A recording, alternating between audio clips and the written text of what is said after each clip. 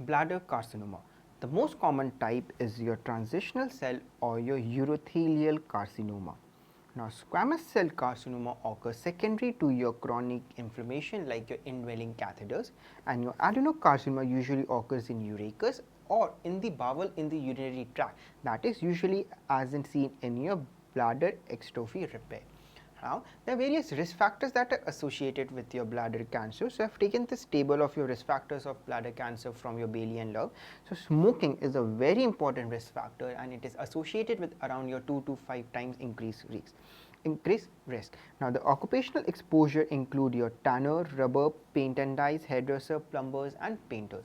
The environmental carcinogens include your arsenic in your drinking water. Then you have your chronic inflammation of bladder like indwelling catheters, stone, such as stomaceous, which predisposes to your squamous cell carcinoma, and your recurrent infections leading to your keratinizing squamous metaplasia. Then you have your some drugs like your cyclophosphamide and phenacetin, and pelvic radiotherapy is also a risk factor for your bladder cancer. The questions that have been asked from this table are your smoking and regarding your such as stosomiasis, which predisposes to your squamous cell carcinoma.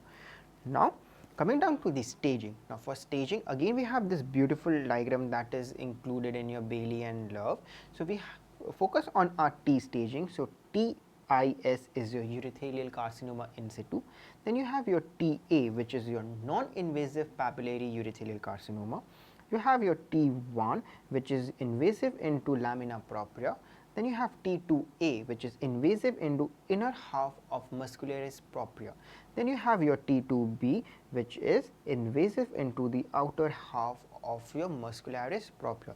So, if you look over here, invasive into the outer half. Then you have your T3A, which is the microscopic invasion of your perivesical soft tissue. Then T3B is your macroscopic invasion of your perivesical soft tissue, and T4 is invasion into your adjacent organs.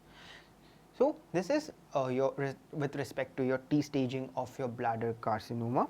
Now, regarding your investigations, you go for your urine, cytourography and MRI, and the mainstay of diagnosis is by your cystourethroskopy, right.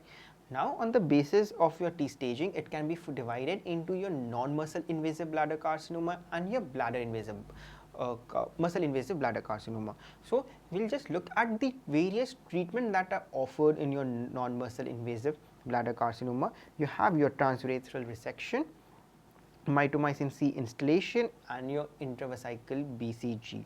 In case of your muscle invasive bladder carcinoma, the treatment option includes your radical cystectomy with urinary diversion and chemoradiotherapy. Right. So, for your bladder carcinoma, I think this would suffice, where you would have to categorize your management on the basis of your muscle invasion. So, non-muscle invasive, you have your transurethral resection, mitomycin C instillation and intravesical BCG, and in case of muscle invasive bladder carcinoma, you would need to go for a radical cystectomy with a urinary diversion and a chemoradiotherapy.